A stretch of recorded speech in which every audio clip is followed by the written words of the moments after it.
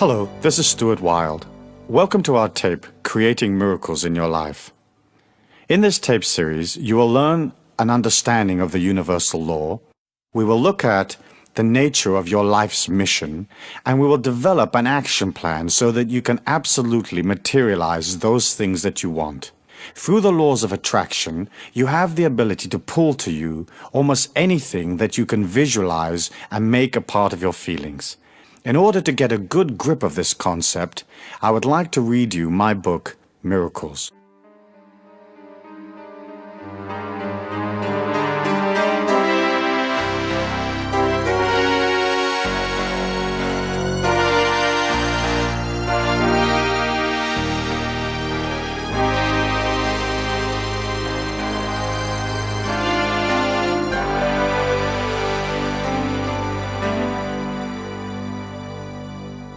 Miracles, Step 1. Understanding the Universal Law. Creating miracles in your life is no more complicated than understanding the metaphysics of the universal law. And because that law is basically indestructible and therefore infinite, we know that the power used by miracle makers in the past is still available today. Yet in our modern society, we're brought up to believe only in those things that we can logically understand. We are not taught either that the universal law has limited potential, or that this power is at our disposal and can be used to work miracles in our own lives. To understand miracles, we have to look at two aspects of the universal law. Firstly, there lies deep within all mankind an immense power, and secondly, the power is impartial and unemotional. Call it the universal mind or Christ consciousness, or what you will. It is this power that allows man a recognition of the universal life force that we call God. The life force is eternal, it is a part of all things. Moreover, it is a major part of each of us. Consequently, we all have within us an unlimited power. Creating miracles in our lives becomes a matter of identifying with the power, understanding its characteristics, and learning to use it effectively.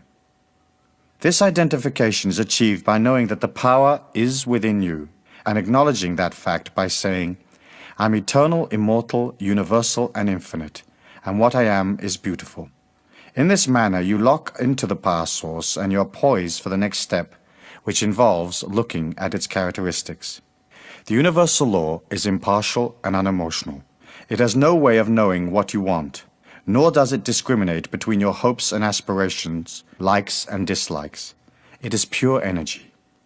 It accepts whatever thoughts, feelings, and actions you project, and reflects them back to you unemotionally, in the form of events that you experience day to day. In much the same way as electricity illuminates both a brothel and the vicar's tea party, the universal law does not differentiate between different types of energy in your life. It will give you anything you believe in, no more and no less.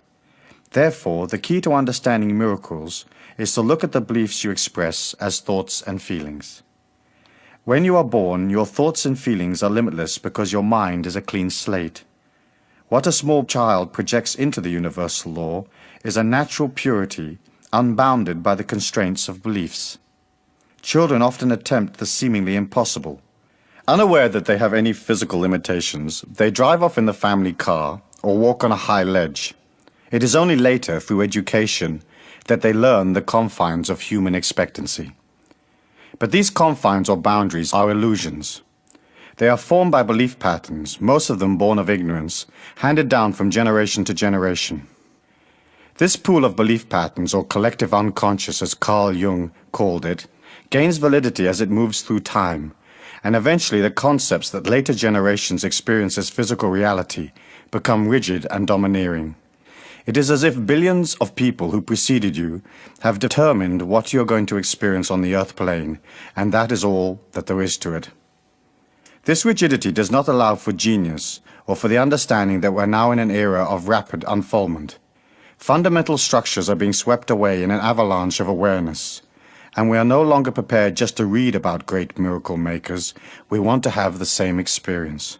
For most people, this is not possible because they are locked within the limitations of body and mind. Their upbringing is so dominant that it encases their entire evolution, and they experience little spiritual growth. Step 2. Understanding life's mission. We are not our bodies or our emotions or our minds or any of the structures and restrictions we experience around us. We are an infinite part of the God force, using the physical form to experience spiritual development through a special training called daily life. When you entered the earth plane, the energy that is the real you left its abode in the higher consciousness of pure light and entered by choice the body you are now in. You chose the circumstances of this life because it was the next step in your infinite evolution, and because this life would allow you to expand what you are spiritually, so that you could become an even greater expression of the infinite life force or living spirit. Now you may say, that's nuts. Why would I choose these circumstances of my life, this family, this society, and this neighborhood?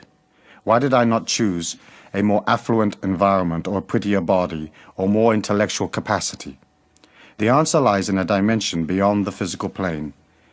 As you entered this dimension through birth, you had within your consciousness a heroic mission, a goal.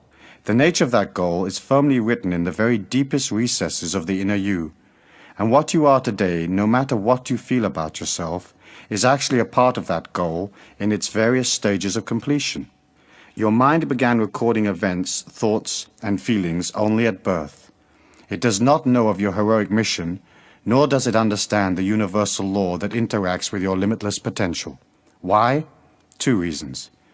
Firstly, if your mind, feelings, and emotions knew the nature of your heroic goal in life, there would be no challenge or quest, and your evolution would suffer. Secondly, most understanding of metaphysics is based on tribal or religious beliefs which do not totally reflect an accurate perception of the delicacy of energy and the way its ebbs and flows affect daily life. No real understanding of the universal law has ever been incorporated into the various belief patterns of the world's collective unconscious. For example, let us say that your heroic goal in life is to learn to love yourself and to accept full cosmic responsibility for what you are. And let us say you have had a number of previous experiences on the earth plane in which you were weak and indulge yourself metaphysically by leaning on others rather than contributing to your own energy or support. If you knew of this in advance, you would begin to favor the one course of action over another. You would intellectualize yourself into positions or feelings that you wanted to achieve, and your mind would dominate your every move. Evolution does not work that way. You cannot overcome weakness by fighting it or thinking your way out of it. You overcome weakness by leaving it behind. This means that you become aware of the inner tendencies that bring you down, that do not support a belief in self, that do not endorse a love of self, and you say, I don't want to be that anymore. Then you move yourself out of the slovenly ways of the collective unconscious into discipline and power. From time to time you may drift back, but once you decide on the side of strength, the power of the universal law will always be with you to varying degrees. It may be a battle at first because your mind does not understand these laws or the nature of your mission on earth, nor does it understand the laws that govern your potential. It will have a tendency to advise you logically from its own experience, and logic is death to that part of you that is a miracle maker. Step 3. Understanding the nature of beliefs. The next step in creating your own miracles is to look at the nature of beliefs. By reviewing beliefs and feelings, you begin to understand how to use the universal law effectively. It is natural to yearn for the impossible, and in so doing you establish strong beliefs about what can and cannot be done. You can jump a certain height and no higher, run at a certain speed and no faster, accept a certain position and no better. Because most commercial aircraft fly at about 600 miles an hour, the shortest time in which you can get from New York to Paris is about 6 hours. Those are the facts in the collective unconscious. But what if I told you of a man who could move his body many thousands of miles in just a few seconds? Your mind would scan its memory banks and draw a blank, whereupon you might think, impossible. Then perhaps you might review all the scientific data available and conclude that this feat is unachievable. All scientific knowledge and current thinking are products of the same collective unconscious, and just the fact that 1 billion people have no concept of a man moving 3,000 miles in a few seconds makes it impossible, but the billions of people are wrong. There is a dimension right here on the earth plane in which such a feat is possible, and there are few people alive today who know of this dimension and use it. It is a matter of perception and belief.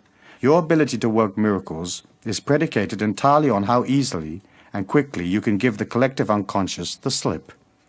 It is your attachment to the collective unconscious or world belief patterns that hold you back. This attachment which you accepted at birth is your main challenge in life, and your spiritual goal is to step above it. Eventually you realize that in order to become a part of a higher consciousness, you have to leave where you are right now and step into the unknown.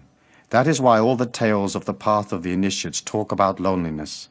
For as you move away from the old energy, there's a sense of loss. As you take that step, your perceptions expand gradually to accept a higher vibration of self, and you understand what others believe is a part of their evolution, but is not the sum total of all of the facts. We experience life through the 5 senses, the windows of the soul, and we are taught what capacity those senses have. Yet each of them has a dimension that is many times deeper than is normally perceived, and those dimensions will open for you as you move towards them. Let us look at feelings. Through feelings you can enter into other worlds, and clairsentiousness, a heightened sense of feeling, is a capacity you can learn to develop quite quickly.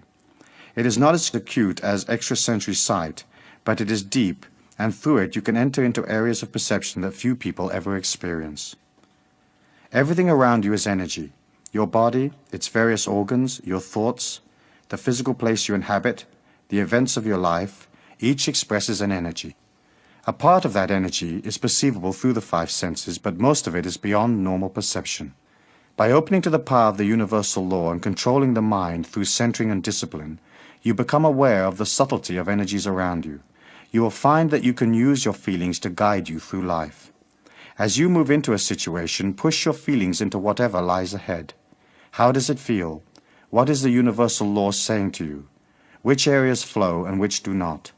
After a while, this exercise becomes simple and very accurate. You may not be able to see all the subtle energies around you, but you can learn to feel them, and soon you will find the information from the universal law has a way of jumping at you unexpectedly. Events in your life gather energy as they come toward you, and you can feel that energy weeks and even years before they occur. Science will tell you that it is not possible to foresee the future, and that is true for those who believe it so. But as you move out of the world's group perception, feeling and even seeing the future will become second nature to you. To harness the universal law effectively, you should watch its manifestation, which is basically every event in your life. Then link each event to your underlying feelings and attitude. Realize that when things go well, it is solely because you put that image into the universal law and it responded. Imagine the universal law as a shipping clerk in a large mail order company. He gets your order, but has no idea who you are. If the order says size 8, he sends out size 8. It is of no concern to him whether or not size 8 fits you.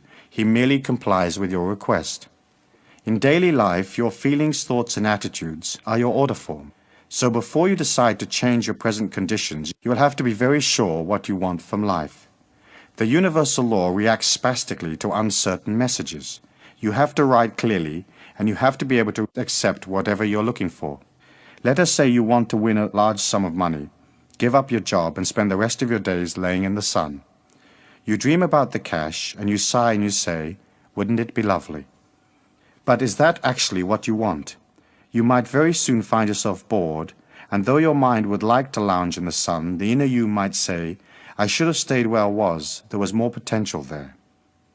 Creating energy for yourself, through the universal law, is not just a matter of wishing for things willy-nilly.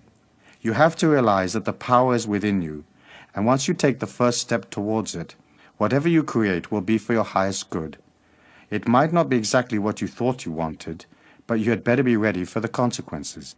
Before embarking on a miracle action plan, you ought to spend some time meditating on the conditions or material objects you want.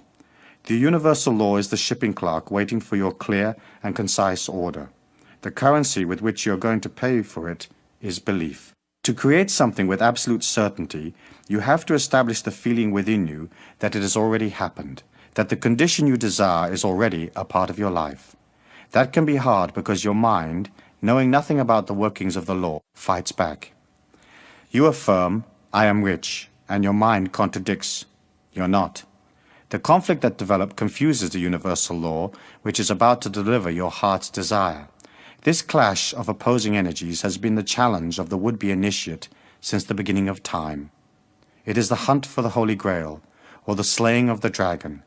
It states that no one enters the kingdom of heaven within until he has tamed the dragon of negativity that he inherited from the collective unconscious. Figuratively, you will have to leave the earth plane even though you may be still very much a part of physical reality. Dimensions are not out there someplace between you and the stars. They are inner worlds or inner journeys. These journeys have an inner reality and an outer manifestation in the physical. So anything you can conceive is actually a part of you right now. The fact that you do not have it to hand matters not.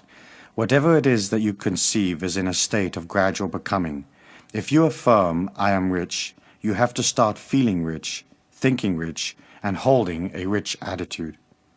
Walk around expensive stores. Have coffee in the best hotel in town. Begin to act and feel as if you already have the vast fortune you know the universal law is about to deliver to you. This way you create a concrete reality of wealth within your inner journey, and it will then become manifest in your outer journey, the physical world. If you can maintain that feeling and power and live as if your wish has already been granted by the universal law, your wish will be delivered, guaranteed. But you cannot be half-hearted or you will dissipate your personal power and nothing will happen. You'll have to take the path like a warrior. You're going to achieve your goal, no matter what confronts you, no matter where you are right now, no matter what adversity faces you, you will reach your objective. The universal law does not care whether you have your heart's desire or not. Therefore, you might as well make up your mind to collect. You can have anything you want, and when you create it, it becomes yours. Often we feel we do not deserve success, or wealth, or complete health, or anything else we might yearn for.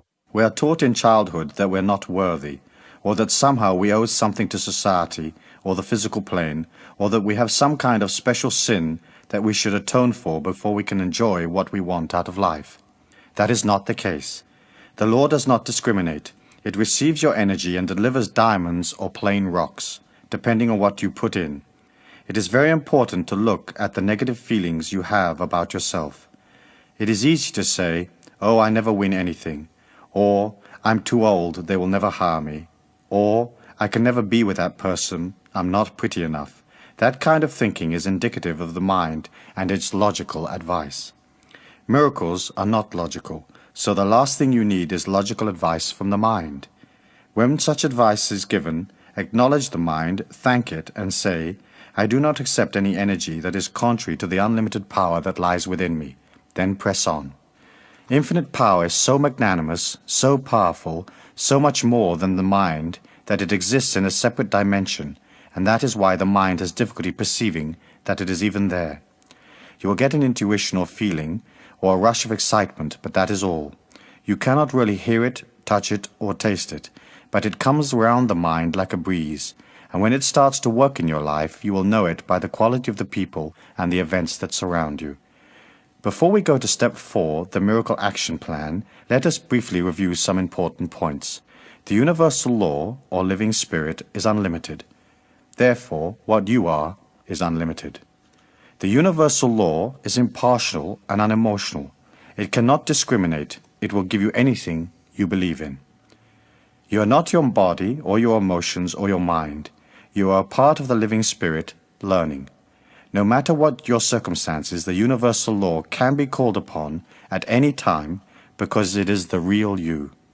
Whatever you create for yourself by understanding the mystical, metaphysical aspects of the universal law is yours, because you created it. You deserve it.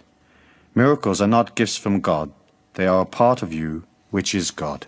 Finally, the universal law is in balance and harmony by its very nature. And so, as you set out on your action plan, you will not be able to infringe on others. Whatever you create will have to be for yourself. You cannot will the universal law onto others by saying, I want this to happen to my friend.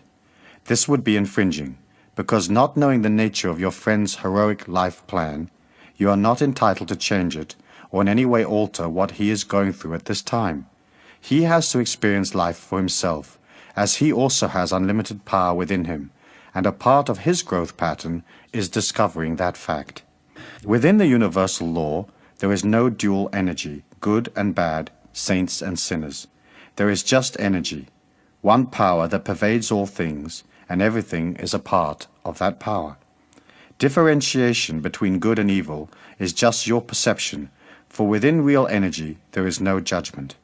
There is high energy and not so high energy, and at the end of this life you will have the opportunity to review what you have achieved, which will be a matter of how much you've succeeded in centering your life in a discipline of perceiving the living spirit and using it. But your review will not be emotional. You'll be looking at the quality, or speed if you like, of the energy you created. If you have harmed others, you have impeded your evolution by de-accelerating the life force within you. That is your karmic energy, and someday you will have to understand that it was not your highest path. But you cannot judge others, because since the energy your mind perceives does not incorporate the nature of their heroic goal, you have no way of knowing exactly what they need karmically for their growth at this infinite point in their evolution. There are no accidents or victims. Each person is responsible for his own evolution. Each pulls to himself the circumstances experienced in life. He puts in an order, so to speak, and gets back 3 cracked cups. That is a part of the learning pattern, trial and error. This lifetime is yours. You may be involved in relationships and loved ones, but basically what you make of your life and how you pass through it is your evolution. We all learn to take responsibility for our own circumstances, and within the universal law you're not expected to take responsibility for the evolution of others. It might sound a bit harsh, but in the law there's an incredible clarity and justice.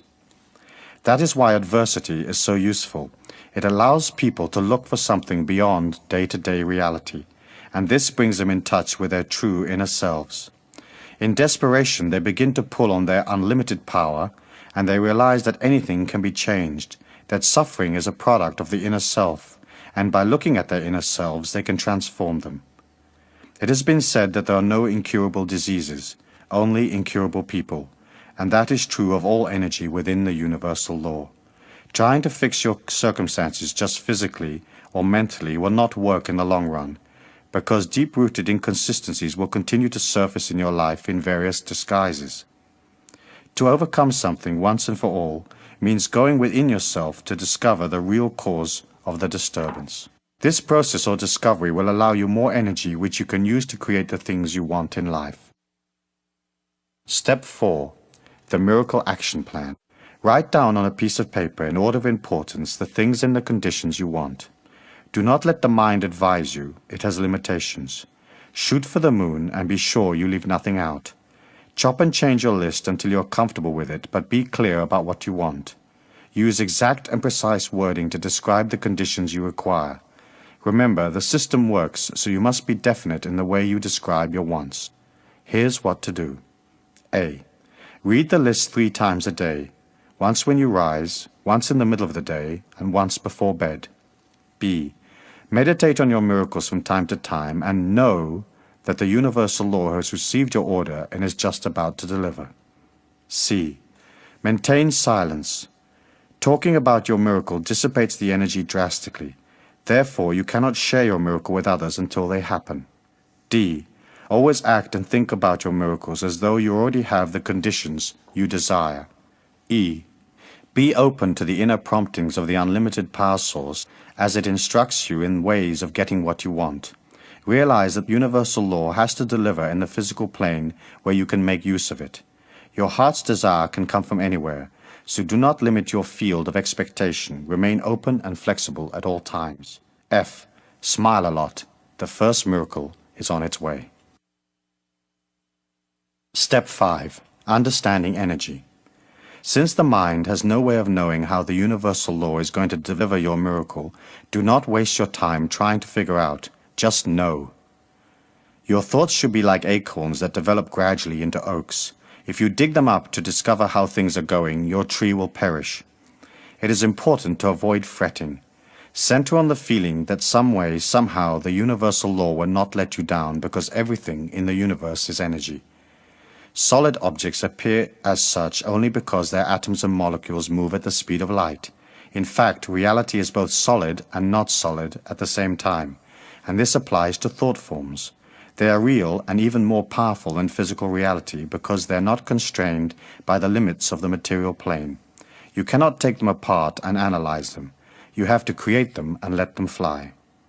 Through your enthusiasm and belief, you energize the universal law and encourage it to deliver. Try at all times to keep your thoughts pure and on target. If doubt creeps in, do not allow it to dominate for long. Look at doubt from above yourself.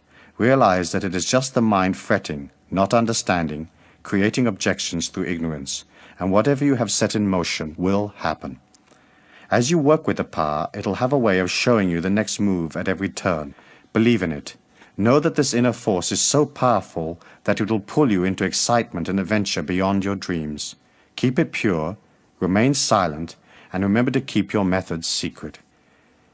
Everything that surrounds you has the living spirit within it in varying degrees. Living things express it more than do inanimate objects, but all have it. The more you come in touch with the universal law within you, the more you're in touch with the things around you. Everything becomes a symbol and strength to you. The world helps you, and the fuller you become, the more dimensions you can pull from. A very dear friend was walking along a street one day, wondering what to do with her life. She was at the crossroads literally and figuratively. Life was flat. She craved inspiration and asked the universal law to direct her. As she stepped from the curb, a passing car nearly knocked her over, and as it screeched round the corner, a book fell out of the trunk. It was a book about man's quest for the universal power, and it changed her life.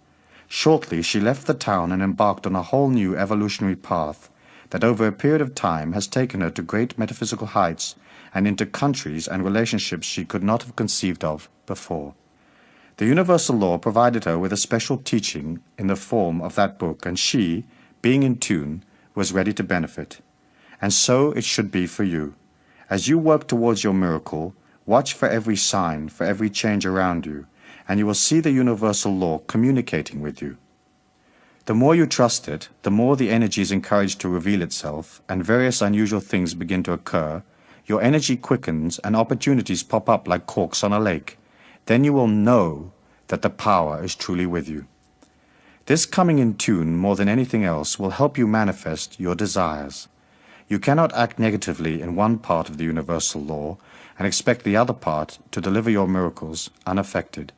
As you watch your life, you become expert at reading symbols, and you see that you are the only one responsible for what you are, and that everything around you expresses an energy. The clothes you wear, the things you say, the people you associate with, the food you eat, the places you go are all statements to the universal law of what you are. The quality of these statements, or the coming in tune with yourself and your surroundings, is the key to your spiritual unfoldment. What you are has great power. Its energy oscillates and reflects the amount of living spirit or God force that you express. The more you work on your life, the more you accept responsibility, the more energy you will have, and the greater will be your expectations.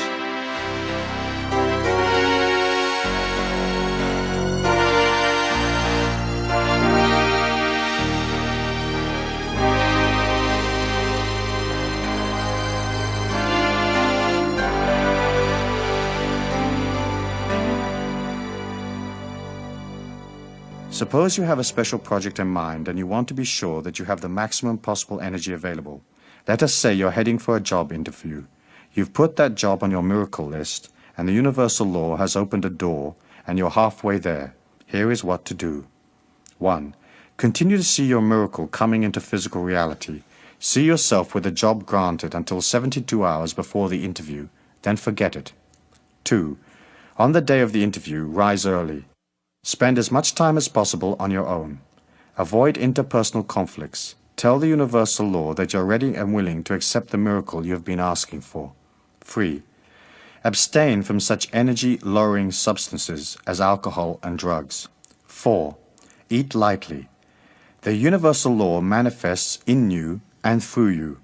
If you eat great amounts of heavy food, your energy slows, and the universal law within you has difficulty expressing itself. You should have salads, fruit, natural healthy food in sparing quantities. Stay away from junk food. 5. Before you set off for your interview, relax a moment. See the situation as flowing and positive. If you already know the person you will be meeting, see him or her in your mind's eye, happy and smiling, receptive to your energy. See the interview going well. See the miracle delivered. Step 6. Understanding time. Within the universal law, there is no time. Things are in a state of gradual evolvement. A tree has no concept of time because its essence is eternal. It responds to the warmth of the sun, but it is not in time. It develops from seed, expanding gradually to full maturity, and so it is with the universal law. It can deliver instantly, but if your energy is not all there, it will seem to you as if it has taken time. You have to learn patience and keep moving towards your goal, knowing that your thought forms will manifest. If you are moving towards one particular miracle and a different avenue opens up unexpectedly, take it. The universal law delivers in strange ways, and what you think you desire may just be your way of expressing a totally different goal. A good friend of mine wanted more than anything else to be a film director. He graduated from film school in London but found that he could not get any work because of a technical complication. To work in films in England at that time, you had to have a union card, but you could not get a union card unless you were working. In effect, the union created a closed shop. My friend's miracle was stuck. One day, out of the blue, he bumped into an old school friend who owned a restaurant, and because of his financial straits, he gladly accepted a job as a waiter. Working hard each day, he spent his spare time watching films and keeping his dreams alive through study. Each day at noon, a well-dressed old man came into the restaurant. My friend served him diligently, and over the months the two of them became friends. One day my friend asked the old man what he did for a living. The old man replied that he was just about to retire from a job that he'd held for many years. "What job is that?" asked my friend. "Oh, it's pretty boring, really," replied the old man. "I'm president of the Filmmakers' Union. Not much ever happens." 15 years later, I was flying across the United States, lazily watching an in-flight movie, when to my great delight I saw my friend's name on the credit of a major film. His miracle had been delivered. When you move into an energy alignment, you can never tell what will happen. Watch for signs. Use your feelings to help you decide. And if, after that, you're still not sure, do nothing. If a direction is right, you will know it automatically. If, however, making up your mind requires you to go through great trials and tribulations, you can be sure that that particular course is not the one for you.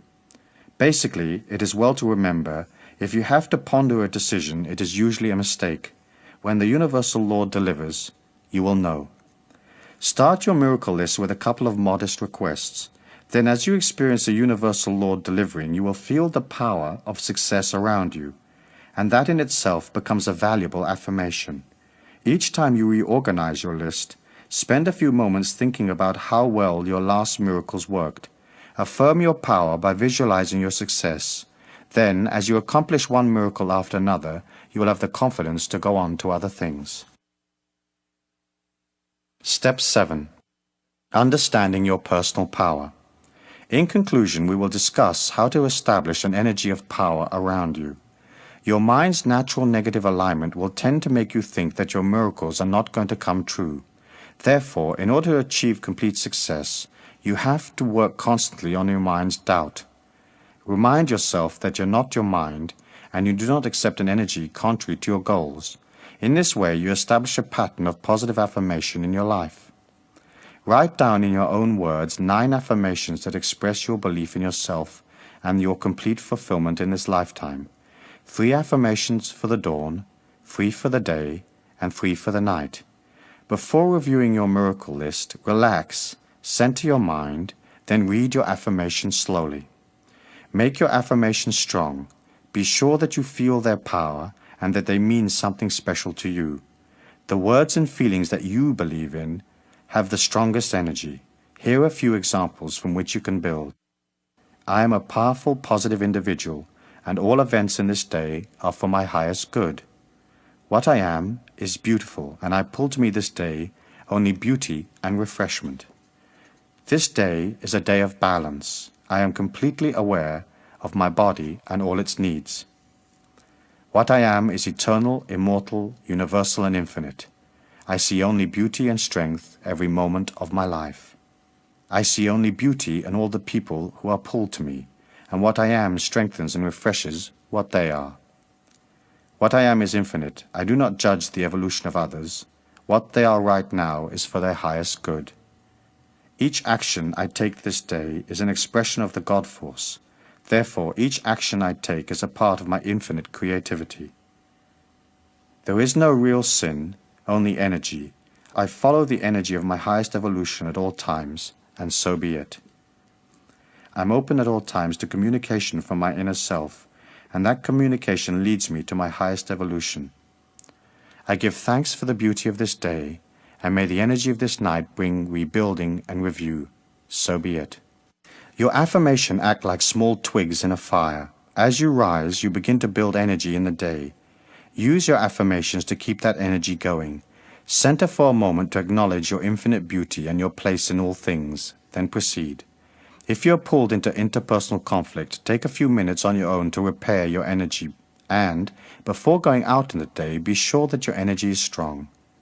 If you care for your power and your balance and you center your life, no harm can befall you, and you enter into worlds that few people are even aware of. Create your day the way you want it. See it going well. See each person you meet as positive and open to your energy. See the day as harmonious and flowing, and see yourself evolving through each and every experience. Finally, before setting out in the day, see the white light of the living spirit around you, protecting you and strengthening what you are.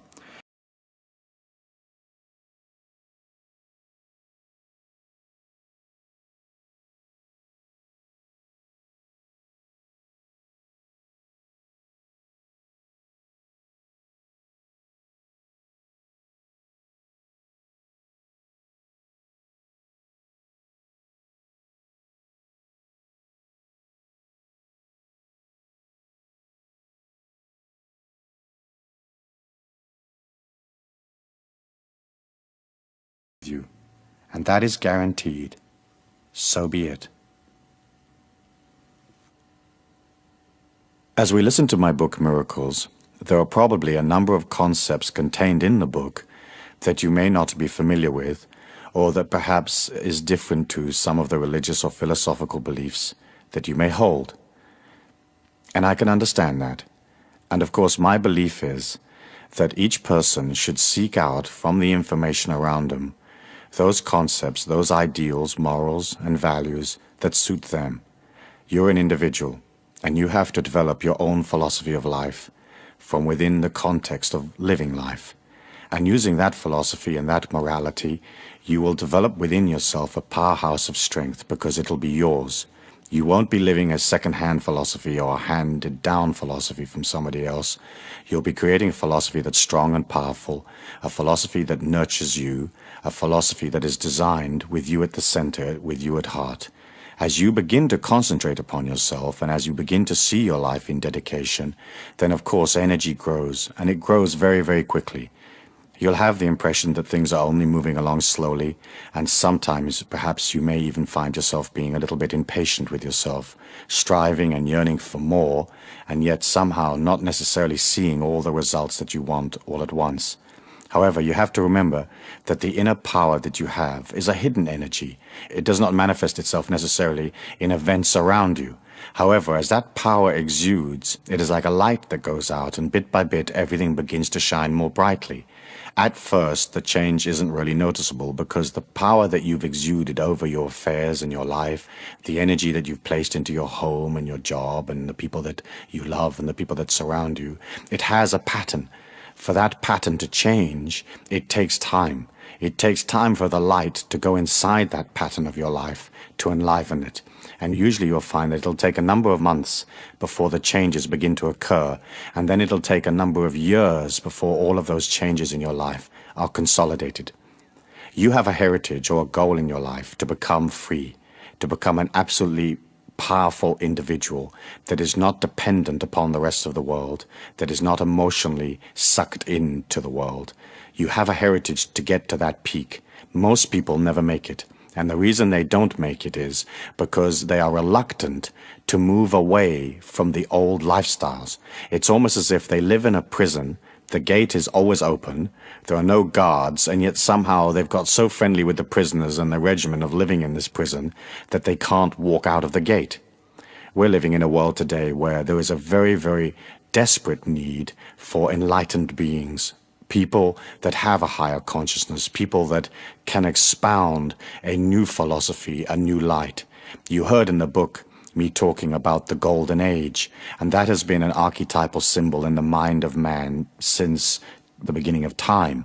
It's a belief that at some point eventually man will transcend his inadequacies and we will reach a world of absolute peace, absolute power, a world where all the people are nurtured, a world without prejudice, without evil, without restrict person.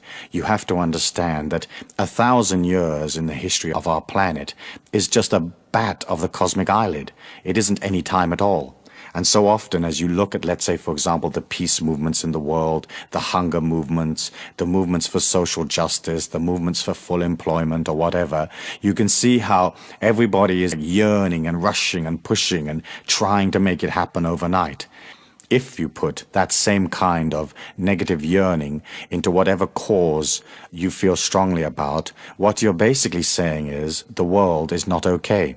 For you to have a transcendent lifestyle, a lifestyle of true power, where everything flows to you naturally, you have to see the world as beautiful. Inside the mayhem, there is all sorts of growth experiences. Inside the difficulty, the famine, the wars, there is man struggling through his inadequacies to discover himself. When you can understand that and detach a little bit, you can allow this whole process to take time.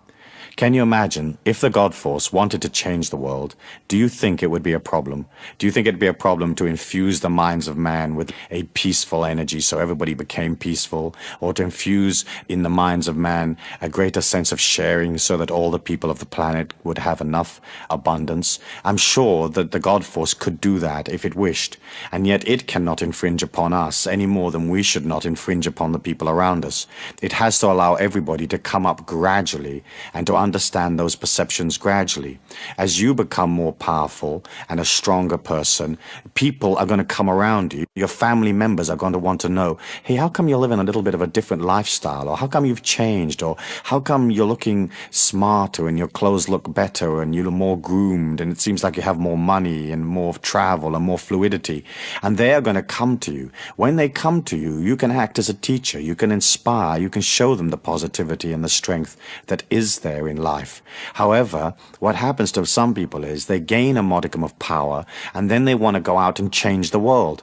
When you want to go out and change the world, what you're saying is the world isn't okay. And you have to accept it as beautiful. You have to accept that it is divinely perfect. Even though to our finite minds, as we are in this energy pattern, battling through the inconsistencies, sometimes it seems to us like it's not okay. Hey, wait a minute, I feel pain, I feel discomfort, I feel frustration. Where's the employment? Where's the money? Where's the world peace? But in fact, when you look at it as an overview, if you could leave the planet and go up about 200 or 300 miles and look back at it, you can see that there is a gradual sense of improvement. You can look back to the 60s and see that, for example, the energy today in the 80s and as we move on into the 90s is much more powerful than it was in the 60s. And the 60s were more powerful than the 40s. And the 40s was a whole different era than the turn of the century. And so you can see that man is coming very, very quickly. I mean, almost like a train through the night in his evolution, but it will take time.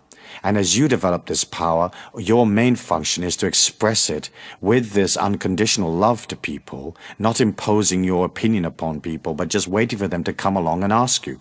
If a person comes and asks you for information or for advice, give it to them as fairly and as equitably as you can. But don't go out and seek people to fix. Don't go out into the society and say, I gotta fix this. This is terrible. I gotta fix it. You don't have to fix it. It is what it is, and it's coming up as time goes on. If we look through the Miracles book, we can see that in it there are one or two unusual concepts, or concepts that do not follow the average philosophy or the more usual religious philosophies. And I wanted to take a moment at this time to just extrapolate from the book and from those concepts and expand on them, and to give you a greater awareness for your consideration. And then you can incorporate those concepts into your life, if they feel comfortable for you, if they nurture you, or not include them as you wish. The first thing that you probably will have noticed from listening to miracles is that there is an utter simplicity to it. The process isn't complicated. As human beings, we tend to think that things have to be difficult, that things have to have a modicum of struggle, that getting money has to take effort, that being in love has to mean that somehow we lose a part of ourselves or whatever it may be. In fact, when you look at nature and you look at life and you look at energy in motion, it is utter simplicity. Think of the clarity and the simplicity of a lightning bolt. It isn't complicated. It's just this pure flash of light. And in the same way, as you begin to create miracles in your life, be careful that you don't complicate the issue. Isn't it true that sometimes we'll head off on a project and we'll make it immensely difficult and immensely complicated when all we had to do actually was walk across the street? When you relax and you allow that freshness and that simplicity and that humbleness to come into your life, things appear automatically. Where it says in the Bible, the meek shall inherit the earth, meek did not mean wimpy or weak or people that you could punch up. It's basically a sense of simplicity, of naturalness, of an alignment to nature, an understanding that everything is perfect and that everything will flow to you. And as you come out of the intellect and more into this magnanimous feeling of limitless inside of you, the simplicity begins to develop and everything has a natural beauty. The next concept that I wanted to discuss was the concept of God as energy rather than as a personality. God as energy has been the cornerstone of all the mystical metaphysical teachings through all time. And it was an understanding that in fact God is light, and that light is love, it's expansiveness, it's going beyond, it's outward seeking, it is nurturing and caring. In the old tribal days, you can imagine these tribal people with a very limited education, with sort of very low IQs, with very low life expectancy, living in difficult circumstances in the desert in North Africa, or a tribal person living in Central Australia. They didn't have an understanding of complex energy patterns. Psychology only began in the 1900s. Words that we take for granted like ego and persona and dream interpretation and psychoanalysis are all very modern concepts. In the olden days, tribal man did not go into his mind to seek out the complexity of the psyche, the complexity of the subconscious mind.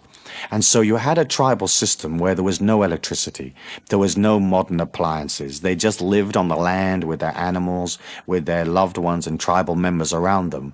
And so they had tribal leaders and tribal princes. Dukes owned various chunks of the territory. There were warlords and shoguns. And so it was natural for them to express a higher power or a divinity in a personality. I think one of the things that I found most interesting as I studied history and I studied the philosophies of nations as they developed was that most gods are male. In almost all of the traditions, they're male. And the reason that they are male is that the hierarchies of the tribes, the princes and the priests and the leaders of those tribes were also male. There wasn't a conception of powerful goddess female.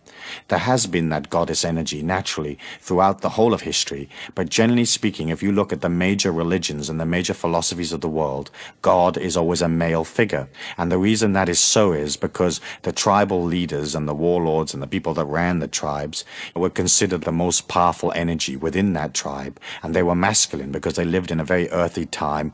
They had to be warriors to survive. They had to scratch a living from the earth with no tools, no electricity, no equipment to do it with. And so it was very important to be strong, and if you weren't strong, you died. In biblical times, life expectancy was only 20 to 30 years. I mean, if you were a 30-year-old male, you were old. I mean, really old. And wise. And so as you look at this tribal system from which we have come and which is so much a part of our inner feelings, and you can see that we've inherited the masculine God idea from those early days. If you are in a religion or a philosophy that has one of these masculine God figures of the top of the philosophy or as a divine entity in the philosophy, then what you need to do is to somehow take the image of that masculine figure and bring it into yourself. As you try to expand power, it is almost impossible to do so if you see God outside of yourself. And the reason why it is so difficult to do that, if you do see God outside of yourself, is that what you're saying is, I do not control my life. Some entity above me or beyond me is controlling my life. And of course, that is the case for the vast majority of the population. But as you become a more powerful person, if you can internalize that male God figure inside of you and understand that that energy is exuding, then you can hold on to the philosophy and it doesn't affect the quality of your religious belief. In fact, the quality of that belief is enhanced because you get in greater touch with what that image is, but also you internalize the energy and you have it in your life. And I think that's extremely important. You see, in those days, in the olden days, it was very hard. I mean, it was impossible, in fact, for a tribal member to understand God as light because they weren't part of energy. Today we understand it. We understand what's in a light socket. If somebody talks to us about a laser disc, we may not necessarily know what a laser disc is in its intimate details, but we have an idea. We know what a laser beam of light might be. And so we're infinitely more sophisticated. If you met some of the characters out of the biblical times, you'd be amazed at how thick they were, you know? You wouldn't hang out with them for 5 minutes because you, inside you, have all of the energy of 2,000 years that has come on since. And so you have the sophistication of a society that's moving so many thousands of times faster than it was in the olden days. And so for you to develop that same kind of sophistication, I want you to consider internalizing your God figure or your divine entity, whatever that may be, and realize that that figure is inside of you rather than outside of you. And I think that's a comfortable way of converting yourself from one of the more older traditional philosophies into a philosophy of self-empowerment. And that, of course, is my main interest. I don't have an interest in changing your religion or changing your philosophy. I only have an interest in seeing that you become a more powerful being. The next concept that I think is important is that you'll notice in the book very early on, I talk about the God force or God being impartial. And that to most people is a very unusual concept because we have been taught that God had emotion. If, say, for example, you go into the Bible, you can read all sorts of stories about God being angry with these people and God being pleased over here and God telling people this, and there was a lot of emotion. If you've been to the Middle East and if you've been to the Holy Lands, you know that the people that live there are extremely emotional people, and they have a sense of exaggeration about the way they describe things. When two people have a fight in an Arab country, it may be only a fight about a car parking space outside the local cinema, but the way they talk to each other is in vastly exaggerated terms. I mean, they threaten all sorts of mutilation and mayhem to each other over one little parking space. When they're in love, they do the same thing. They talk about the moon and the stars and the light of the person's eyes and their incredible beauty, and it's just a way of talking. And as you look at that, you can see how we inherited in modern times the idea of an emotional God. In fact, that isn't correct. The life force that permeates all things, the God force that permeates all things, is an energy that has your evolution at heart and loves you because you are it and it is you. But it is not intimately involved in whether you're happy or not happy, or whether you had cornflakes for breakfast or didn't. And so when you pull out of that emotional relationship, then you win back part of your own power.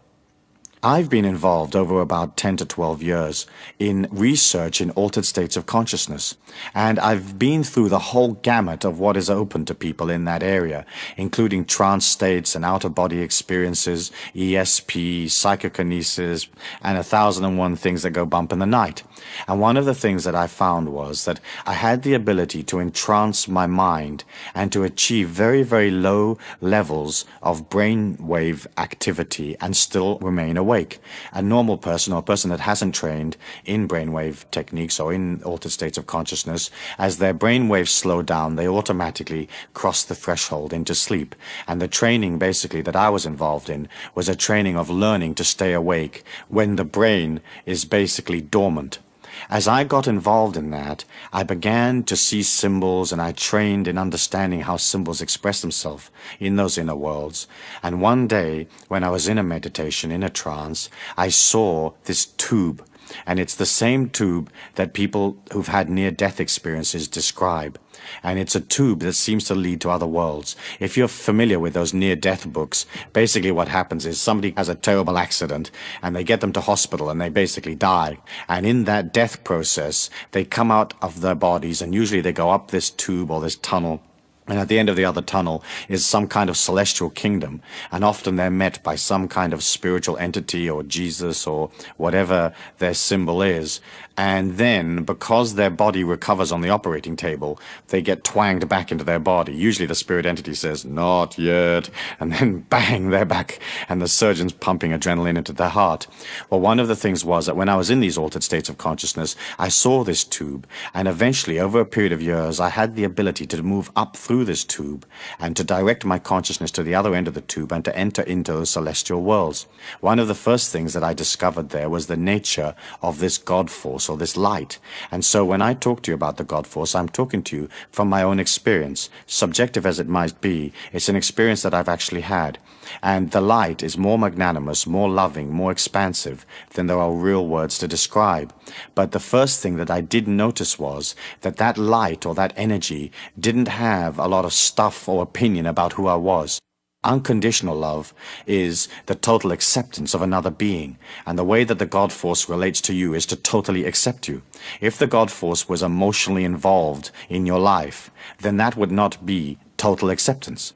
And so that was one of the realizations that I had in these experiments, and I've talked to other people who've had the same experience, and each and all of them confirm the same characteristics of the impartiality. And the impartiality does not come from not caring. It is not like the life force or the God force doesn't care about you. It's more like it loves you so much that it will allow you the time and the patience to become what it is you want to be.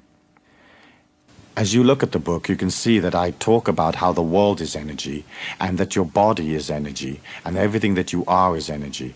If you can begin to identify with that infinite self inside of you, rather than your body or the physical things around you, you very, very quickly link in or go back into that infinity inside of you. And I think that's important, because the way to create a miracle is to understand that it'll have to move through energy to get to you.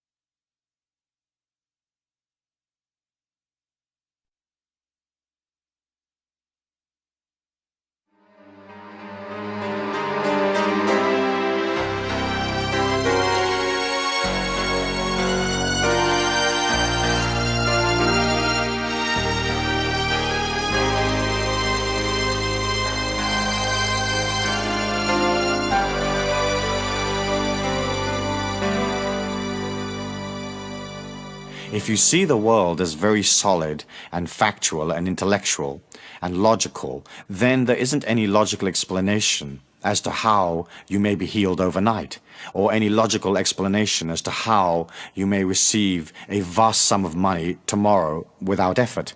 But when you look at it as energy and you understand the laws of attraction, you are basically pulling to you the results that you need through a dimension that is not solid. If you see your body as solid, and see the circumstances around you as solid, it somewhat limits your ability to believe in it happening. And so I felt it was an important point to begin to establish this idea of you are consciousness. You can create through the power of your thought. If your life force and your strength is strong, you can more or less materialize things instantaneously.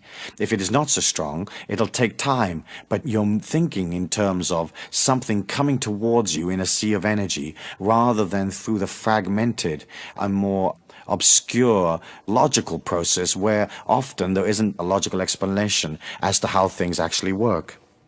Part, I think, of your energy as you begin to develop into this miracle maker is that you should consider detaching somewhat from the social ethnic, tribal energy that we all come from. We were all born somewhere. We were all born a part of one tribe or another. The tribe may now have expanded to 50 million people, but it's still a tribe. It's a mindset. It's a socio-economic unit. And as you pull out of that a little bit, it allows you the freedom to oscillate faster, to vibrate faster. If you're very sucked into the old tribal ways, then what happens is you take on the identity of the tribe rather than an identity of yourself. So let's say, for example, you're Irish. You can love Ireland and you can read the Irish poets and you can recall the times that you had in Limerick and Tipperary or wherever it is that you came from. But within your Irishness, you have to bring that back inside of yourself and say, I am an individual. The fact that I was born in Ireland was a factor of my evolution. But first, I'm an individual. Secondly, I'm an Irishman. And as you begin to detach one pace or one step away from the tribal energy, then again you begin to win back your power. You begin to win back that power that will create the miracles for you.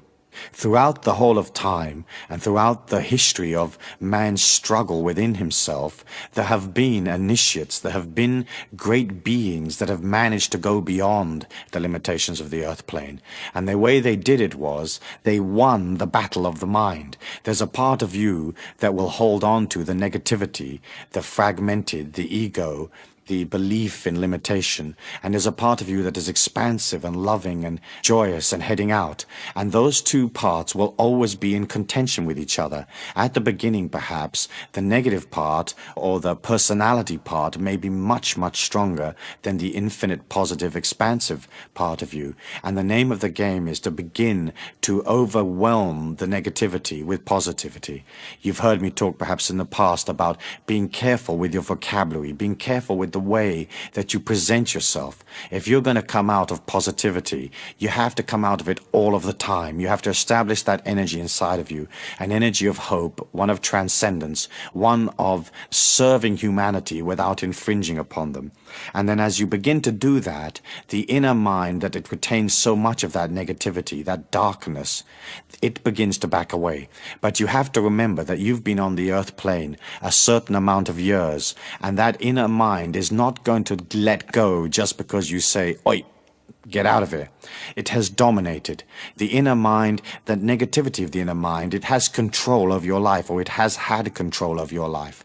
Often it'll make you sick. It'll make your body sick just to control you. It'll cause difficulty just to be able to feel that it is in control. As you begin to become more infinite, the ego or the dark part of the mind begins to back off, and you may have a feeling that you're dying. And of course that is a natural feeling on the path, and it isn't your physical death that you're looking at. What you're looking at is that the personality is giving ground to the infinity, and so the personality will have a feeling of it's losing importance or dying. As you push out as a miracle maker, and as you begin to get this action plan going, you have to establish in your feelings the idea that 1, you are worthy, 2, you can receive. So often in our society we put an emphasis on giving, that it is more blessed to give than to receive. But you have to understand, for every giver, there has to be a receiver. When you feel comfortable in receiving, when a person offers you something, take it. It doesn't matter whether they offer you a polyester lame shirt with a nude on the front that sort of moves when you move. You take it. You say thank you, and you take it.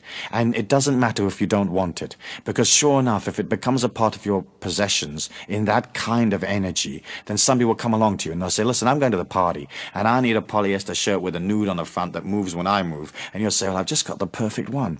Begin to practice accepting. When you see money in the street, pick it up. Even if it's only a penny or a cent or whatever, pick that thing up. When somebody offers you something, take it. When they offer to help you, accept it. When they offer to heal you, let them heal you. When they offer to give you money, accept their money. And as you begin to open to receiving, then that energy can come to you. Look at nature.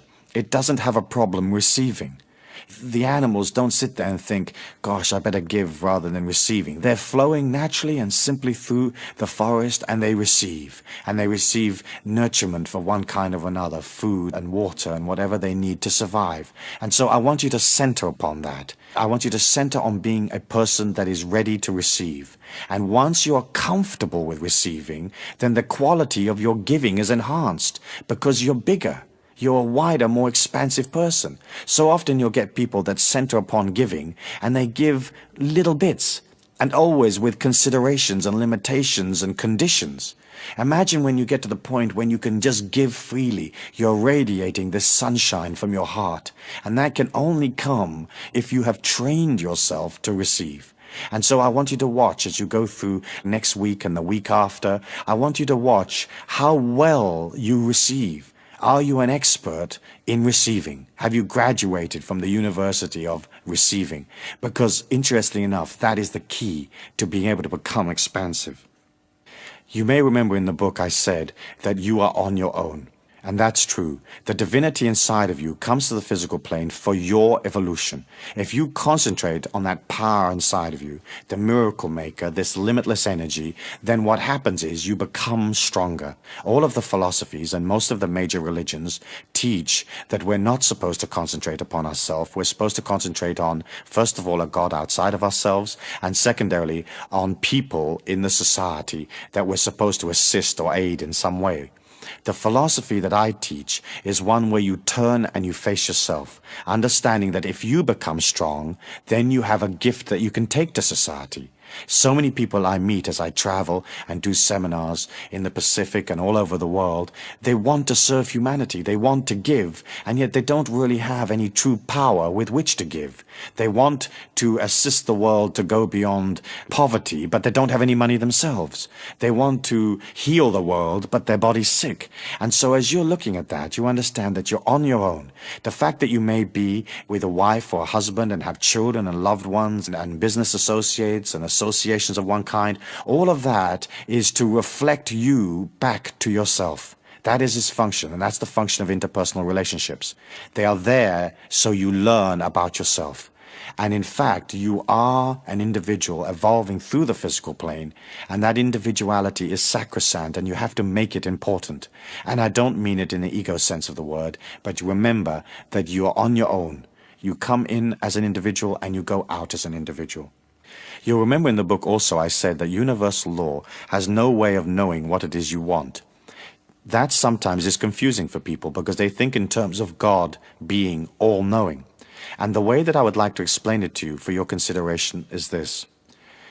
Whereas the God force or the life force is in all things, which is true, it does not have a concentration minute by minute on each individual part. It would be the same as if you owned or were president of a huge multinational corporation. You may know that you have a branch in Nigeria, but you don't know at 9 a.m. on Tuesday whether the secretary is off sick or not, or whether the electricity has blown a fuse and the telex isn't working, or whatever it may be. You're not intimately, emotionally involved in the day-by-day, hour-by-hour events in your office in Nigeria. All you're interested in is the information that flows into your head office, and that's how you're controlling the situation, or that is how you're allowing this corporation to evolve. The life force, being in all things, not having an opinion, being impartial, is not involved in knowing what you want or having a decision. It is not as if God says, for you to be rich is good, for you to be poor is bad. God doesn't say, we want you to be healthy. And it doesn't say, it's bad to be sick. It doesn't have an opinion. And if you think about it, that idea sets you free. Because once it doesn't have an opinion, it can reflect back to you exactly what you are with an uninterrupted and totally pure reflection. You don't want a reflection coming back to you that has somebody's opinion in it, because you'd be heading off to the beach and the opinion might say, go to the concert, if you know what I mean. And so when you understand that, you have to be very clear about what it is you want and what you put into the universal law. As you look at your miracle action plan, you can't be wishy-washy. If you just put in an affirmation that says, I want more money, what does that mean? If you walk over 10 cents in the street, you've got more money. So that's it. That's the energy of that idea gone. So you're looking at being specific and yet leaving it open enough so that it can come from anywhere. So you would say, I would like to increase my abundance tenfold in the next 6 months. You're giving yourself time. It's a specific idea. And what you're saying is, it's not coming from here and from there and from over there. I'm ready to increase my abundance tenfold in the next 6 months, and I will take it from anywhere because I already have inside of me this feeling that I'm honorable and that it's good and it's holy and it's just for me to receive. And so, as you put specific ideas into the universal law, it gives you specific results. Often people will have concepts, goals, and ideas that are so wishy-washy that they can't even explain it to another human individual, let alone explain it to a light, to a God force that reflects exactly back to them where they're at. If you're in confusion, if you have a certain amount of indecision about what your heroic life's goal is or what your mission in life is, then you need to begin to get back inside of yourself and get clear. And sometimes that may take months, but that's okay. You have plenty of time. And as you uncomplicate your life and you move towards simplicity, up from within you naturally comes, hey, I want to be a violinist. Hey, what I really want to do is go and live on a farm in North Africa or whatever it might be. The key to that miracle-making process is balance. Without balance, you really don't have a chance, because what you're trying to do is this. You're trying to use the infinity or the light in all things to carry to you the result that you want. And because the light comes out of purity and balance, it can only be congruent with you if you are balanced. And balanced means a balanced physical situation. You don't have to heal everything going on in your body, but at least it has to be balanced, and you have to love yourself by caring for your physical body, working on it, being aware when things go wrong, being aware of putting in the correcting action, going off and studying and knowing about your body. And then the second part of balance, of course, is emotional, which we have talked about in the past. And then the mental balance is understanding that for the miracles to happen, you can't engage too much logic. Otherwise, you destroy your belief in the miracle showing up. And between those three items of physical balance, emotional balance, and mental balance, you walk through the physical plane in a measured and powerful way. You don't rush. You don't allow yourself to get out of control. You don't give away your power unless you particularly have to, or unless you make it your decision to do so. And you try to keep as much of your life as immaculate as possible. Then as you begin to create this action plan and you begin to put those miracles up in your mind, you're going to have to remember that there is no time, because we live in a state of eternal now. And in that eternal now, you have to create your affirmation or your visualization or your goal in your feelings. If you can feel it, granted. If you can feel yourself moving through those circumstances that you desire so much, they will be there. If you think that they're outside of you or that they're attainable at a later date, then you'll never pull to you those things that you want. And then as you begin to resonate those feelings and you begin to nurture this little flame of your own intention, then because it is within you and because you believe it, it is granted. But there is a time lag between you conceptualizing the feeling, conceptualizing the goal or the miracle action plan, and when it is delivered. And in that time, you are going to have to be patient. No negative yearning, no frustration, no stomping your foot or whatever. You have to wait. And the more you wait, and you know it will be there, that in itself becomes an affirmation where you pull it to you. 10 years in the life of a human being is not a long time. It seems long because we live it minute by minute, hour by hour, day by day. But 10 years is not a long time. And so as you put out those ideas, you wait. Any kind of negativity, any emotion, any negative yearning, and you destroy the plan. As you begin to change yourself into this exhilarating, exciting, fluid, adventure-seeking person, I like the use of affirmations. And affirmations are words that you invent or words that you particularly like, that mean something special to you, that affirm your individuality, your power, your strength. For example, the first affirmation in the Miracles book that I read out to you was, I am a powerful, positive individual. All events in this day are for my highest good. Let's just look at what you're saying there. You're affirming that the power lies with you and not with somebody else. You're affirming that there's a positivity and goodness and heroicness in that power. And then you're looking at the day and you're saying, whatever happens is a part of my greater evolution. I'm not so intimately involved in the motion of what's going on. I understand that all of it is for my highest good. And as you begin to create that kind of affirmation within yourself, and you repeat them from time to time, what happens is that the contents of your mind changes. Then what it reflects out into life changes, and the quality of your life improves. The last part of this that we need to consider is the concept of creative visualization. Creative visualization really means the ability to use your imagination to stimulate your feelings into believing that a situation is so before it actually materializes in your life. Because, as you've probably heard me say before, the inner mind does not know the difference between fact and fantasy, creative visualization is a powerful tool that you can use for yourself. Some people have difficulty using their imagination. They have difficulty visualizing events or visualizing dream sequences. And that is a habit that you have to form for yourself. Using your imagination, using your ability to fantasize, using your ability to see things in the mind's eye, increases your ability to affect events in the world. Because not only can you develop other possibilities, more limitless possibilities perhaps, but also once you can see yourself walking through a scene, you can be a part of it.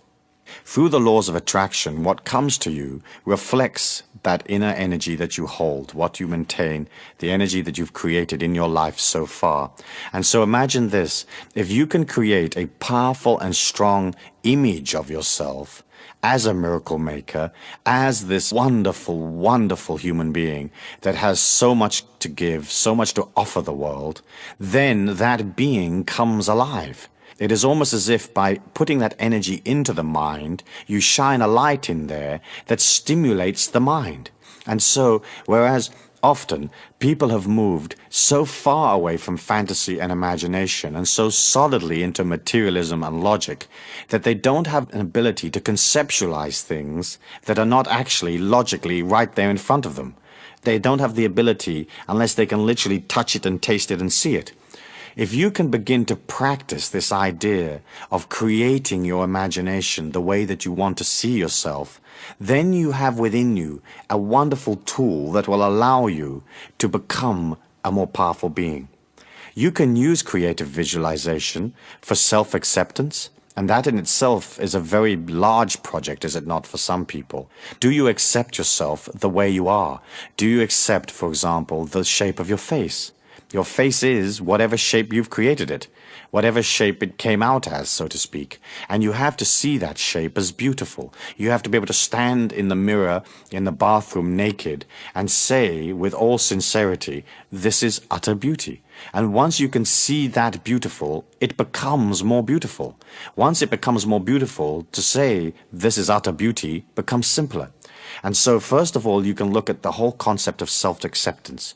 If you will give yourself time to go beyond your limitations, if you will forgive yourself for your transcendences or for those parts of yourself that are less than powerful or less than honorable, then you begin to heal your entire personality.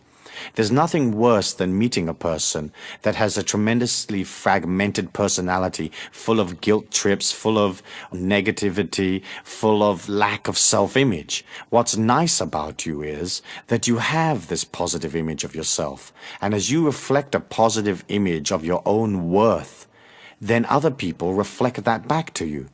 Isn't it true that if a person has that victim energy inside of themselves, if they feel that they're a victim, life seems to fall in on top of them and create victim?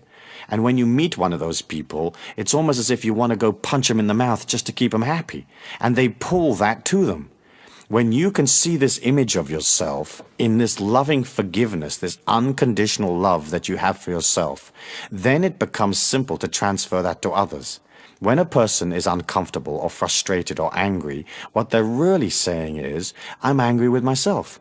When they judge or criticize or moan, they're judging and criticizing themselves. Because when you're centered and balanced and happy, you will see only happiness and beauty around you. And if somebody does something that you don't like and you are balanced, it won't affect you.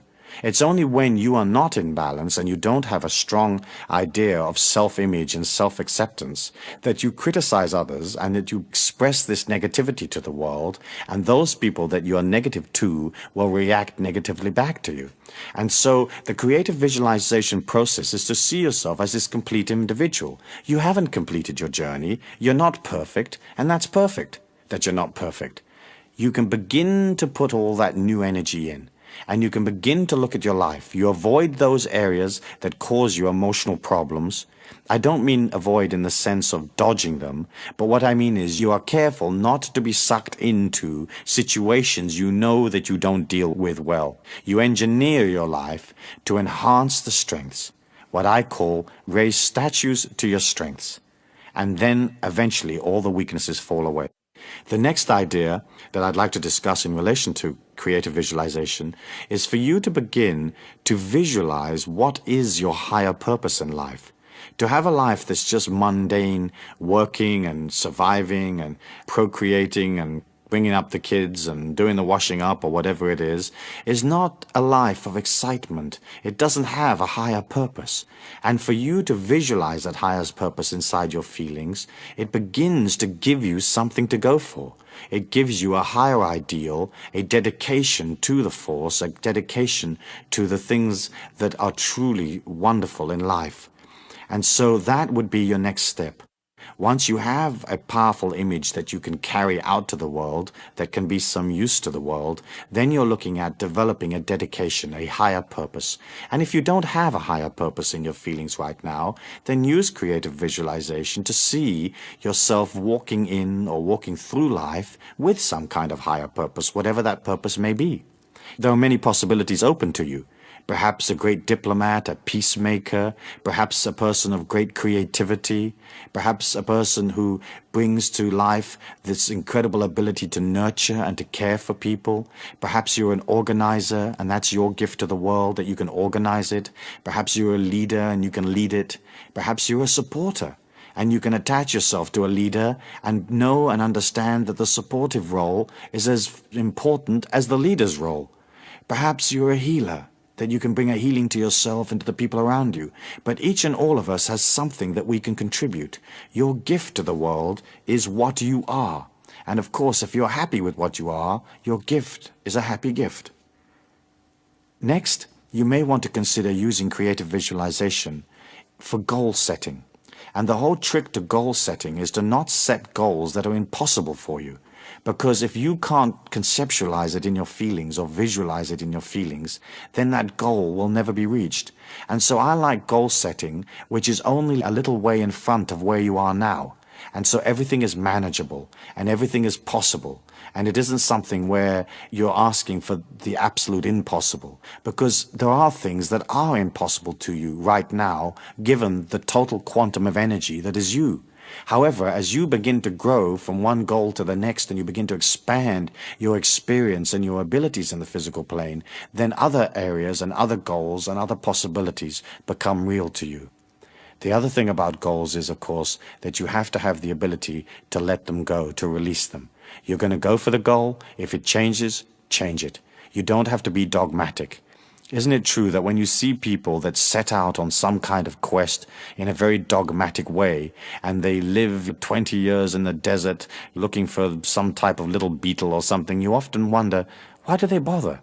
Why didn't they see that after 1 or 2 years in the desert, looking for this beetle was a totally worthless way of spending their life? But what happens is we give the mind a task, and it's almost like it fixes itself upon that task. And I think it's important for you to be fluid and to change the goals whenever you need to. You can use creative visualization to see yourself through projects. If you have a project that you have to deliver at a certain time in a certain place, or you have a creative idea, more than likely you're going to pull to you other people that will help you make that project work. And as you begin to pull other people to you, you have to understand that they will have all their own beliefs and their understandings of what the project is, and somehow you have to transfer to them what it is you want, how the project will be handled, how the thing will materialize. As you do that, you have to have a strong image of what is the project. And creative visualization allows you to run through in your mind. It's a bit like a dress rehearsal where you run through the project and you see it coming to its final glorious conclusion. As you run through the project in a creative visualization process, you can not only look at any kinks and bumps and things that perhaps you may need to change in order for the project to be successful, but also you begin to infuse the project with light and positivity. It's almost as if the project is an idea in the mind of man. You are pulling to you other people. You have to create the project in their mind, and all of you have to infuse the project in light. When you look at the physical plane, it is all materialization of thought form. If you look at a famous bridge, that's a solid bridge, but it was originally a thought form. And the thought form had to have light, it had to have positivity, it had to have the ability to complete the project, it had to have follow-through, financing, and maybe 1,000 people worked on putting that bridge together. But somebody somewhere was guiding that thing and granting everybody an idea of what the thought form is. Hey, this is the thought form, this amount of scaffolding, this amount of steel, this amount of concrete, this is how we'll hold the bridge up, this is how we'll pay for it. And so when you go through creative visualization, you can infuse into your life this light that will allow these projects to take place. It's particularly important, say, in a business situation or in an office, where you have to motivate other people and a whole group of you have to get together to materialize an action plan or a sales force or whatever it is that you're doing. As you begin to see all of those people responding positively to you, you can also begin to use creative visualization to see them understanding what the project is. Often, when a project fails, it fails because of a lack of communication. People cannot read your mind. You will think that they automatically know what you feel and who you are and what you want. They don't. And you can say to somebody, please dig a hole here. And you presume they know what you mean. But inside the mind of the person listening to the instruction, they don't necessarily know. And what they think is a hole here may be a totally different concept of what you think dig a hole here means. And so they dig a little round hole that's a foot deep, and what you really wanted was an oblong trench 30 yards wide. And so if you understand that, using creative visualization and becoming organized in your feelings, you get a very clear concept of what you want. Then you can say to that person, I need a hole here. It needs to be 30 yards long, 3 yards wide, and it's going to go from the lamppost to the tree. And everybody understands what you want. And usually you're going to have to find that you're going to have to tell people 3 times before they really understand something. So later in the conversation you will say, by the way, do you know how long this hole is? They say, yep, 30 yards. Okay, where's it got to be built? And they'll say, well, it's got to go from the tree to the bus stop. You say, nope, it's got to go from the tree to the lamppost. And they say, fine, I've got it. Then you go back and you say, how wide's the hole? And they say, well, you want it as wide as a spade. And you say, nope, I don't want it as wide as a spade. I want it 3 feet wide. And you begin to explain to people what you want. And you can only do that if it's a conceptual idea in your feelings. And that conceptualization in your feelings has clarity. And so as you begin to use this process, you can see that what you're really doing is you're becoming organized and you're clearing yourself out as an individual.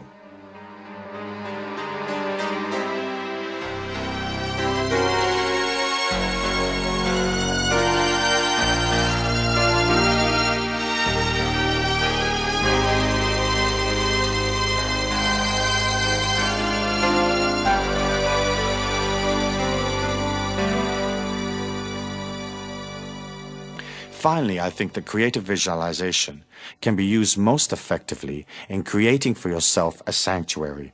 As I said earlier on, you are an individual and you are on your own.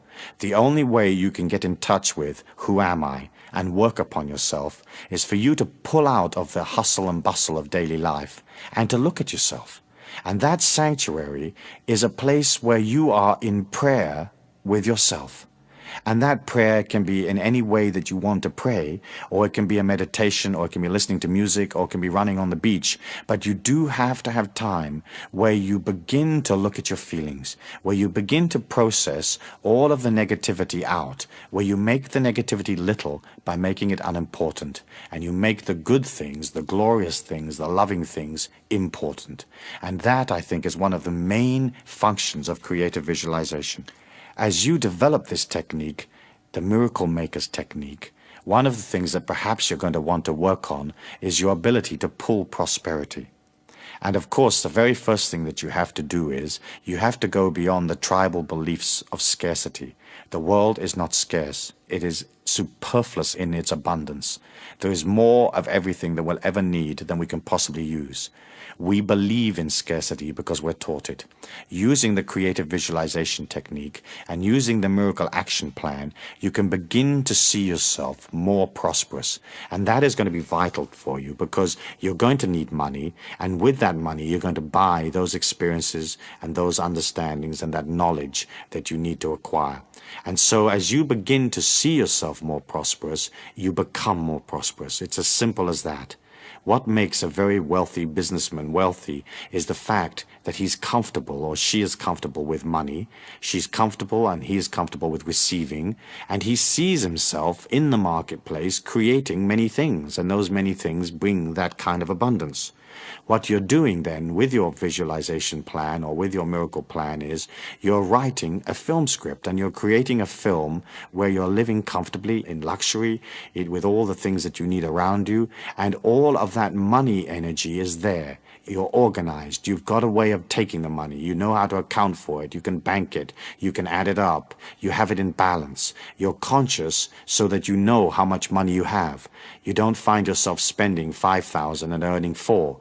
You find that you are in control. And in the same way as you have to train yourself to know who you are, in the same area in money, you have to train yourself to know about what resources you have, what they bring in, and how much your lifestyle costs. If you've got yourself out of control and your lifestyle costs more than you're actually earning, you have one of two options. One, reduce your lifestyle, cut out those things that are not necessary, that are not absolutely needed for your life. And the other thing is to go out into the marketplace and create more money. There's a simplicity in that most people miss. But it is simple. And it is simple to be in charge of money and to be powerful and to have the money that you want in your life. But first, it has to be a concept inside of you, a creative visualization and feeling that you will always be looked after, that there will always be enough money.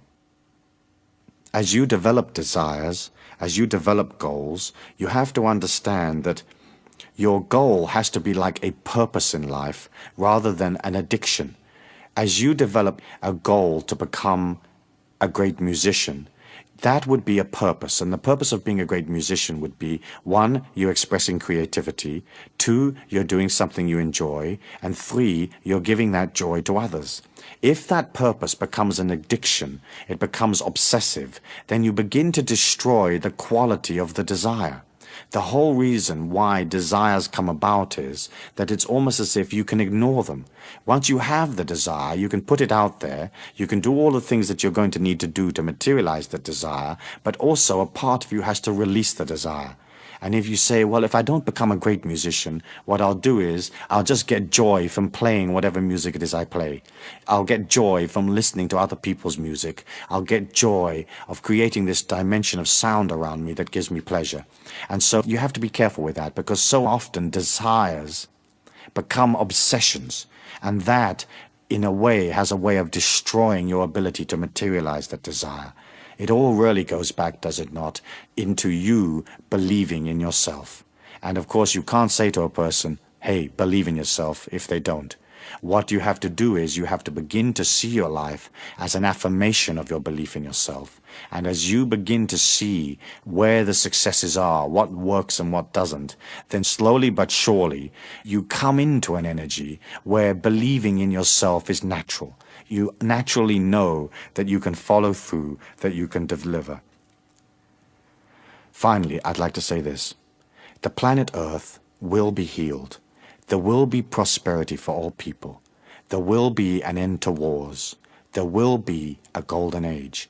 However, as humans, we have to understand that it may take time. It may take a long time. But we can be sure that it will be there because it is so much part of the inner yearning of humanity. When you pull out of the day-to-day life and you become prosperous, you become peaceful, your body is healed, you have already created the golden age within you. And so if we are walking on a planet and there's 4.9 billion people, if you are one that has the golden age there already, you begin to create that for everybody else. Your gift to the world will be this power that you create. And you will create it silently. You won't wear it on your sleeve, sort of pushing it upon people or bragging about it. You just create power.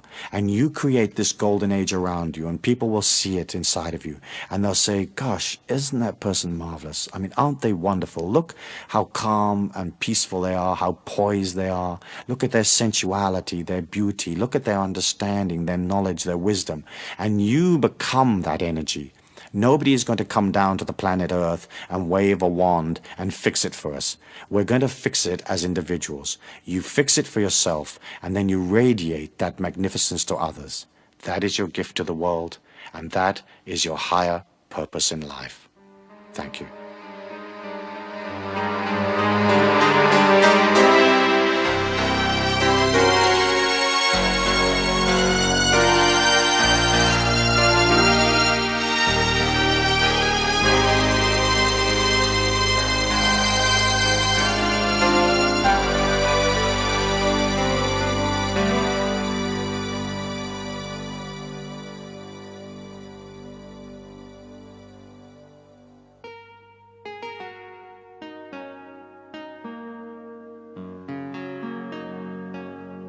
There now follows a Creating Miracles in Your Life meditation. Before we begin, take 1 or 2 items from your miracle action plan list, those things that you wish to materialize in your life, and review them in your mind. Find a place that you won't be disturbed in. Find a comfortable chair and sit down. Have your back straight, your feet upon the floor, your hands on your lap, palms down. Take a slow and gentle breath. Hold it for a moment. Exhale. Take another slow and gentle breath. Hold that for a moment. Then exhale. Take another slow and gentle breath. Hold it for a moment. Exhale. Feel your body becoming deeply relaxed. Feel how simple it is to relax your entire body. In your mind's eye, I would like you to imagine yourself walking across a green field. Be aware of the freshness of the grass at your feet. Be aware of the warmth of the sun. Be aware of an expanse of water somewhere near the field. Be aware of birds flying back and forth, melodically singing their tunes. And as you walk through this field, I want you to become aware of a sense of deep inner calm, a sense that you and nature are one and the same, that you have within you the same abundance that is in nature. And as you walk along this field, I want you to be aware of a small hill in the distance. Walk up towards the hill, and as you get to the top of the hill, I want you to find a comfortable place to sit down. Sit with your back straight and your feet upon the floor, your hands in your lap, palms down. Take a moment to put your mind into your left foot and totally relax your left foot. Next, put your mind into your right foot and relax your right foot. Then transfer your mind into your legs and totally relax the muscles of your legs. Feel your body becoming more and more relaxed. Relax your upper torso. Release all tension from your chest. Take a slow and gentle breath. Hold it for a moment. Exhale, going deeper and deeper, deeper and deeper. Release all tension from your neck and your shoulders. Relax the muscles of your arms. Feel your hands heavy in your lap. Release all tension from your neck and shoulders, the muscles of your jaw, and the muscles around your eyes. Take a slow and gentle breath. Hold it for a moment. Exhale.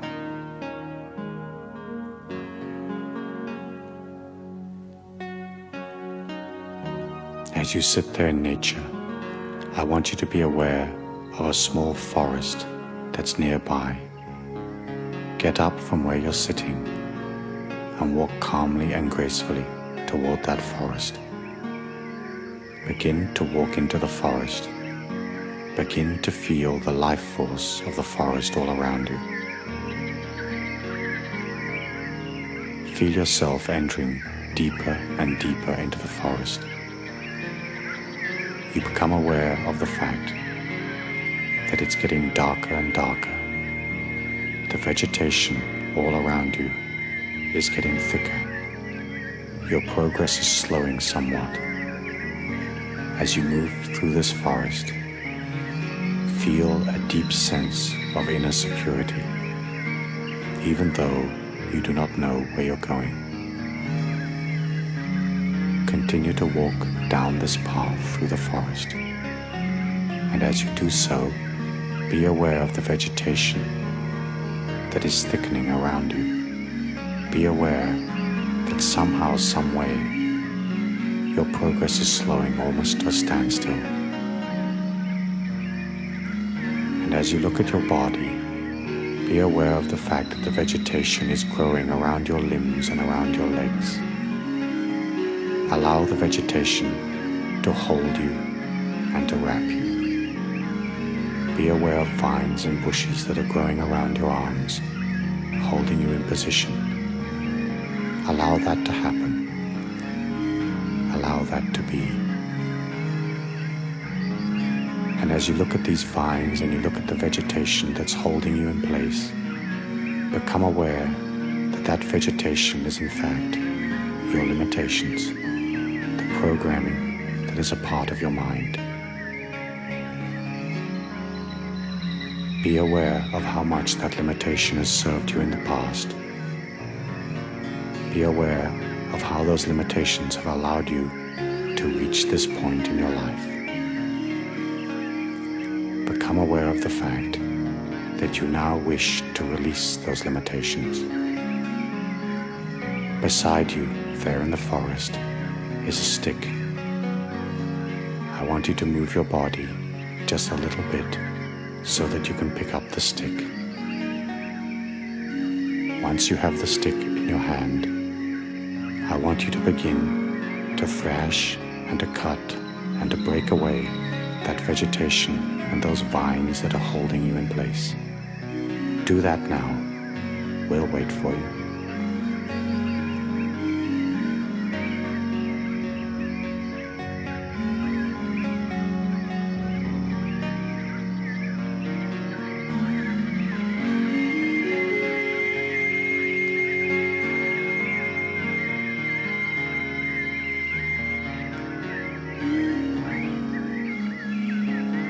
As you release the limitations around you, realize how free you are becoming without all those encumbrances, without all those old belief patterns holding you back. And as you free yourself from the vines and the vegetation that was holding you, I want you to continue along your path down through the forest. You're perfectly at one and at peace with all things. High above you is a ray of sunlight shining down upon your path, bathing you in a golden light. And as you walk down this path, I want you to be aware of a large rock covered in moss. Go up to the rock and find a comfortable place to sit down.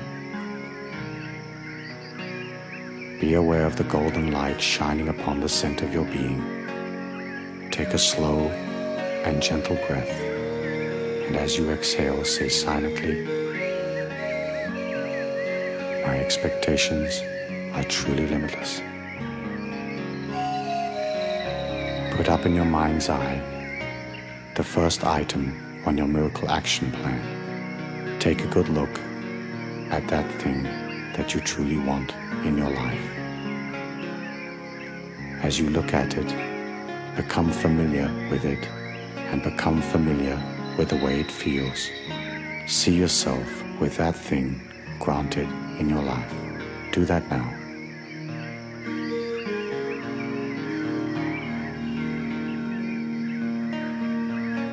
When you're truly familiar with what that thing feels like, I want you to put it on like an overcoat and have it permeate every molecule of your being.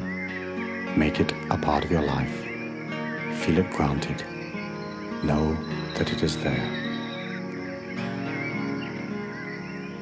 Next, put up another item from your miracle list and take a good look at that. Turn it around. Feel yourself a part of it. Feel those circumstances unfolding in your life. Be sure that you and the thing that you desire are one and the same, congruent in every way. Take a moment to look at the second item on your miracle list.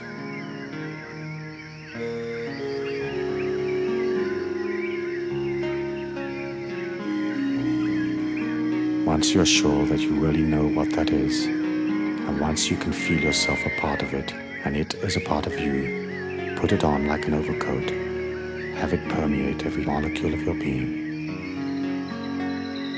Take a slow and gentle breath. Hold it for a moment. Exhale, going deeper and deeper, deeper and deeper. Finally, put up the third item from your miracle action plan and take a look at that. Remember to be sure that you know how it feels. Remember to make it a natural part of your life.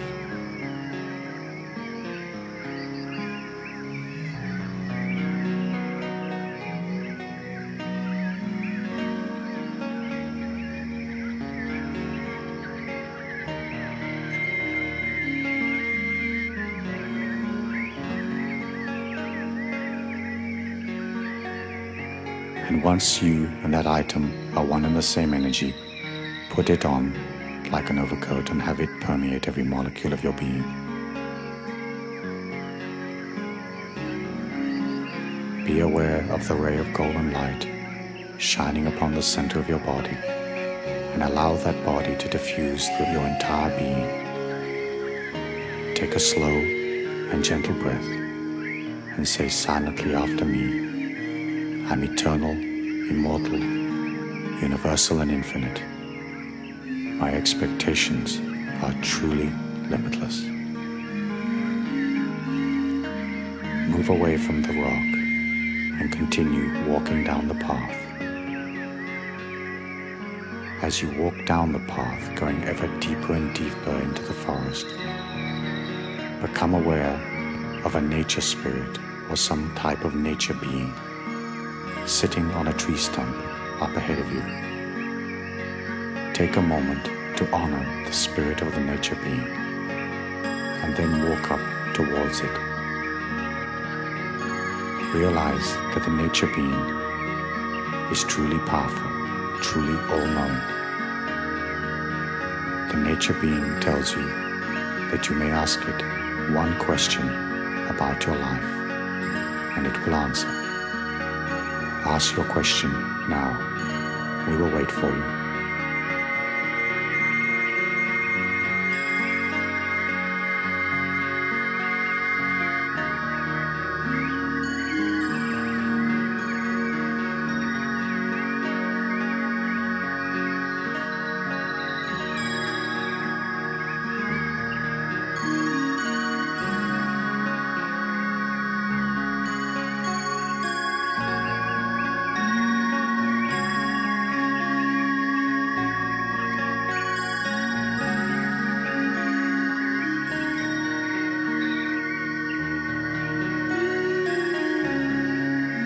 Once the nature spirit gives you the answer to your question, turn around and begin to walk out of the forest once more. As you walk down the path, be aware of the rock once more Be aware of the ray of sunlight shining upon your being. And as you come through the area where the vines and the leaves originally held you, be aware that some of them have now grown back. Take the stick and cut away the last vines, the last limitations. And when you feel totally clear of any restriction or limitation in your life, walk gradually and peacefully out of the forest. Walk down the little hill and across the field, and then turn and face the sunlight. Allow it to shine upon the center of your being.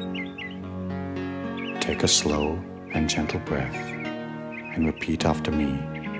Change is a natural part of my life. All things are possible to me. I am what I am, and what I am has beauty and strength. And in your own time and space, open your eyes and return to the physical plane.